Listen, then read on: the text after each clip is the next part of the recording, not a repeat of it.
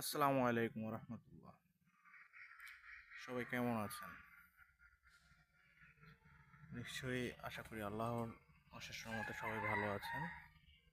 তো যার জন্য ভিডিওটা করা, আমি নিজে কিছু লাউ গাছ লাগিয়েছিলাম। এই লাউ গাছের আপডেট ভিডিও ধারণ করলাম। আসলে নিজের হাতে লাগানো জিনিসের মজাই আলাদা। দেখেন মাশাল্লাহ, দেখেন এই যে মাশাল্লাহ অনেকগুলো কড়া বের হয়েছে। তো আমার মতো কার কার এমন শখ আছে ছোটোখাটো সবজি বাগান করার? তো আমি কোনো সুযোগ পেলেই চিন্তা করি কিছু একটা করার জন্য।